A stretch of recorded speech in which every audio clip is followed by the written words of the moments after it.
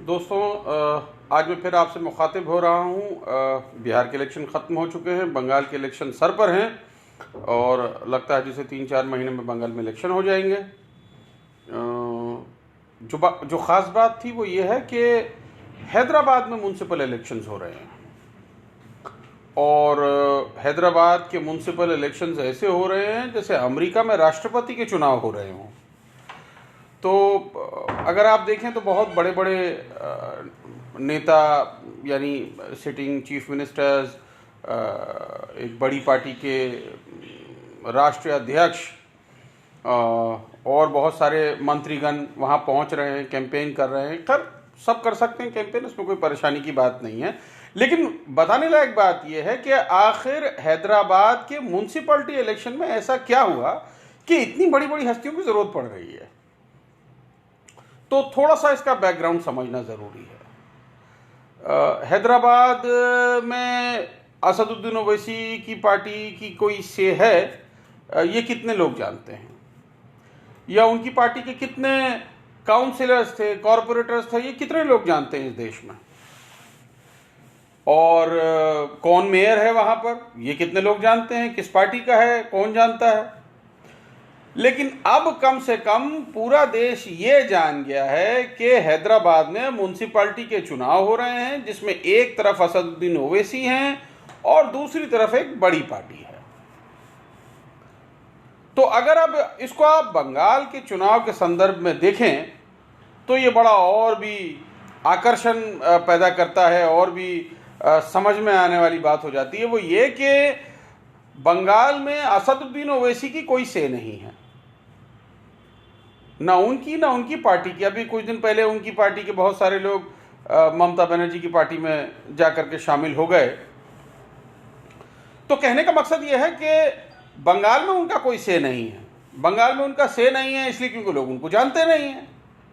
लेकिन अब अगर आप नेशनल टीवी पर देखेंगे कि लोग उनको बुरा भला कह रहे हैं, उनको पाकिस्तानी बता रहे हैं, उनको गद्दार बता रहे हैं, तो कहीं ना कहीं जैसे ऐसा लगता है कि ज़बरदस्ती किसी एक ख़ास कम्युनिटी के दिल में उनके लिए सिंपैथी पैदा की जा रही है, एक हमदर्दी पैदा की जा रही है।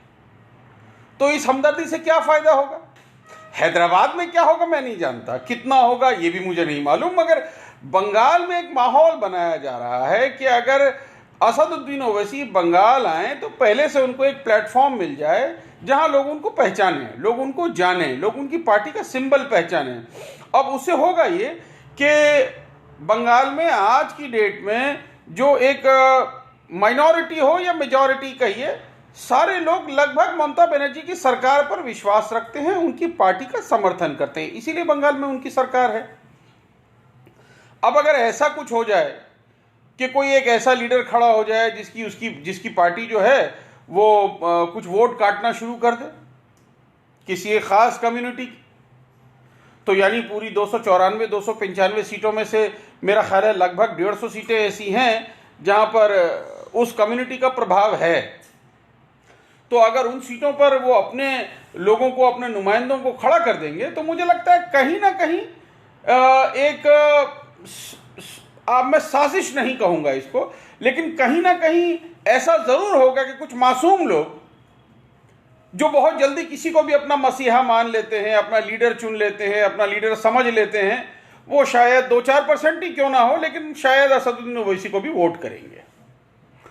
तो अगर असदुद्दीन ओवैसी को कुछ लोग वोट कर रहे हैं जिन लोगों ने पिछली बार ममता बनर्जी की पार्टी को वोट किया था, तो इसका मतलब हुआ कि ममता बनर्जी की पार्टी को वो परसेंटेज ऑफ वोट जरूर कम मिलेगा।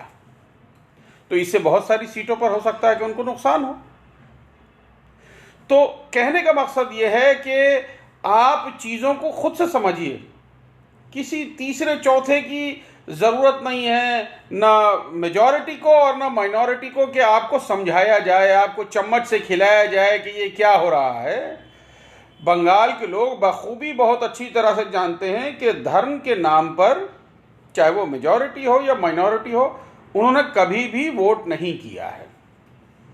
चाहे वो जुक्तो फ्रंट की सरकार रही हो, चाहे वो कांग्रेस की सरकार रही हो, चाहे वो लेफ्ट फ्रंट की सरकार रही हो, या फिर ममता बनर्जी की सरकार रही हो। हालांकि ममता बनर्जी पर बहुत सारे आरोप लगाते हैं लगाने वाले जो कहते हैं, लेकिन मैं आपको यकीन दिलाता हूं कि ऐसा कुछ भी नहीं हो रहा है। सरकार सबके लिए लगभग बराबर काम करती है। तो कहने का मकसद ये था कि लोगों को जागरूक होना होगा, लोगों को समझना पड़ेगा कि असदुद्दीन ओवैसी को बड़ा कौन बनाने की कोशिश कर रहा है। ये अचानक से बंगाल इलेक्शन से पहले हैदराबाद के छोटे से म्युनिसिपैलिटी इलेक्शन यानी नगर पालिका के चुनाव को इतना बड़ा क्यों बनाया जा रहा है, जैसे अमेरिका के राष्ट्रपति के चुनाव हो रहे हैं कि बड़े बड़े लोग वहां पहुंच रहे हैं। तो ये समझने की बात है, इसको आप समझिए, आप इसको जानिए और ये जरूर समझिए कि आपका वोट कितना कीमती है, कि उसके लिए लोगों को बड़ा बनाया जा रहा है, लोगों को तैयार किया जा रहा है, लोगों को ऐसा बनाया जा रहा है कि आपके सामने उनकी छवि बहुत अच्छी। तो ऐसा क्यों कि उनको बड़ा बनाया जा रहा है? आपके सामने उनकी छवि बनाई जा रही है बहुत बड़े नेता की, बहुत किसी एक खास कम्युनिटी के लिए बहुत कुछ सोचने वाले की। लेकिन मैं आपको एक मिसाल दूं, असद ओवैसी साहब की पार्टी बिहार के बाई इलेक्शन में किशनगंज जीत गई थी, अगर आपको याद हो तो। इस बार वो जब बिहार का चुनाव हुआ तो बाकी भले ही 5 सीटें उन्होंने जीती, मगर किशनगंज हार गए। एक बात, और दूसरी बात यह कि 5 सीटें जीत करके ना वो इधर रहे ना उधर रहे, लेकिन कम से कम उन्होंने किसी की एक सरकार बनने से जरूर रोक दी। तो ये जरूरी चीज है, इसको आपको खुद समझना होगा, खुद इसका आकलन करना होगा, खुद उसका एनालिसिस करना होगा और फिर आपको समझना होगा कि आपका वोट आपको किसको देना चाहिए, कहां देना चाहिए। बहुत शुक्रिया, फिर मुलाकात होगी। धन्यवाद।